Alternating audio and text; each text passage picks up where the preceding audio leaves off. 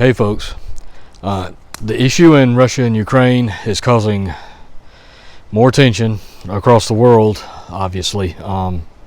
It's continuing to deteriorate.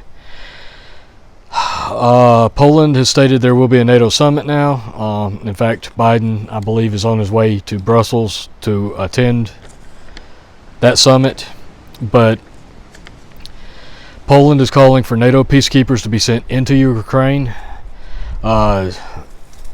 Jaroslaw Kaczynski, leader of Poland's ruling party, has said, I think it's necessary to have a peacekeeping mission, NATO, possibly some wider international structure, but a mission that will be able to defend itself, which will operate on Ukrainian territory. Alright, the Russian foreign minister has already stated that NATO peacekeepers in Ukraine would lead to a direct clash between Russian and NATO armed forces. So Poland is obviously wanting to go in to supply aid directly to the Ukrainians, whether that's just to help with evacuations, just to supply medicine and food, or to help with potential military intervention. I'm not sure exactly what the details of that are, but at this point it doesn't really matter what reason the NATO peacekeepers would be there, even if it's just to supply medical aid and help evacuate civilians. Russia would see that as intervention, and as warned, there would be a direct clash between Russia and NATO over that. Biden maintains that no U.S. troops will be sent into Ukraine, but that any NATO partners that are attacked would be supported and defended by the United States per Article 5. So we are edging ever closer to potential World War III. If I didn't know any better, I would say everybody is looking for a reason for this to happen. I'm not going to take sides, or I'm not taking sides on the Russia-Ukraine conflict. I've already said I believe there's fault lies on all sides, on all parties. Russia is corrupt. There's corruption in Ukraine. There's corruption here in the United States. No government is free of corruption.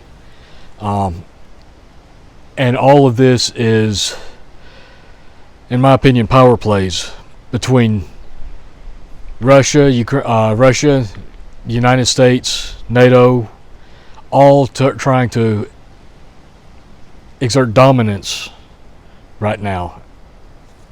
So everybody's got some fault to play in this.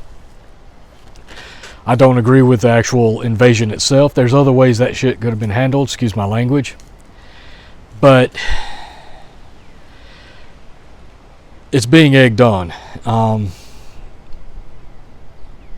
that's that's as far as I'm going to get into it right now. Again, Russia's not the good guy that some people think that they are, for clearing out Nazi supremacists or whatever.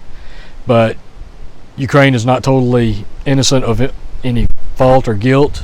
The United States is not innocent. NATO is definitely not innocent. So you have to look at these things realistically. You can't just decide that, well, you don't agree with what Ukraine's doing, so it's okay for Russia to invade and launch these attacks that are killing who knows how many innocent people.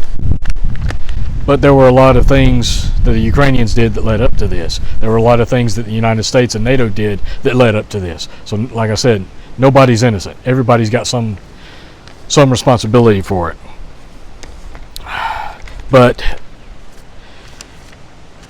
again, we're edging ever closer to potential World War III. And in my opinion, this is all part of a plan to help push the Great Reset. Biden has stated that he was headed to Brussels to take part in the summit, but he made a statement that is raising a lot of eyebrows online.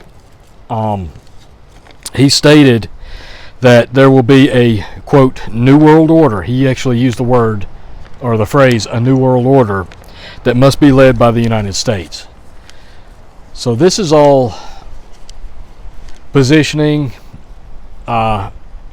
jockeying for position, whatever you want to call it. This is all positioning for, I believe, the Great Reset that they're trying to push. Russia, of course, is trying to stabilize their economy by selling their oil, or requiring that the oil that they sell to any prospective buyers, the buyers have to purchase rubles before they, and to in order to use those rubles to buy the Russian oil. They're trying to stabilize their dollar, they're trying to stabilize their currency rather, and stabilize their economy, which has taken a major hit from the sanctions. Now, this is just strengthening alliances between Russia, China. I believe India has been making overtures towards Russia. You got Iran. So the lines are being drawn, and we have to be aware of what's going on. NATO is strengthening its alliances. So the battle lines are being drawn. Alliances are being strengthened and formed. Australia is building a base for U.S. nuclear submarines. Japan is wanting to host U.S. nuclear weapons. So people are picking sides.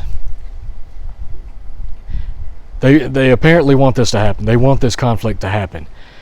Any sane person would want to find a diplomatic way out of this to resolve the situation, but those in power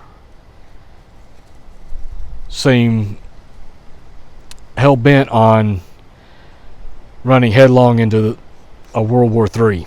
So I hope you guys are doing what you need to be doing. And I've gone over it before, and it's always the same. No matter how bad things get, you have to keep prepping. You can't stop what you're doing because they're not going to stop what they're doing. You have to keep prepping. You have to keep stockpiling food, growing your food, expanding your self-reliance. We're running out of time, folks. So if you're not busy, I would strongly suggest you get busy. Do as much as you can, as quickly as you can. There's ways of doing it if you don't have a lot of money. If money's tight, and for a lot of us it is. There's still ways of making preparations, and that's what you need to be doing. So,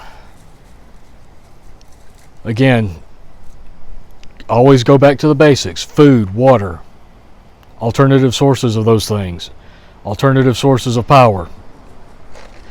Build networks.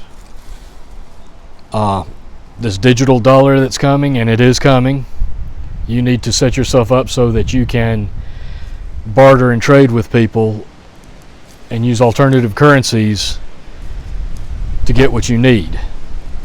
Because this digital currency that they're coming, this Fed coin, this digital dollar, is just one more way they're going to try to control you. And that's what we're fighting against. That's what this is all about. Preparing to be self-reliant and free so that they can't control you.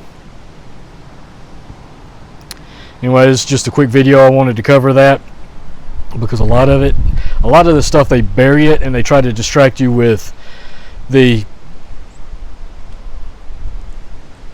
stories from Ukraine that play on your emotions, or they're trying to distract you with other things here at home in the United States to keep you distracted from what's actually going on. So stay aware of what's going on, stay busy, get yourselves ready.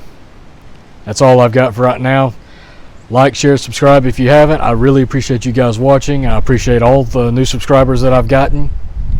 I'm thinking about doing an actual giveaway when I reach around 250 subscribers.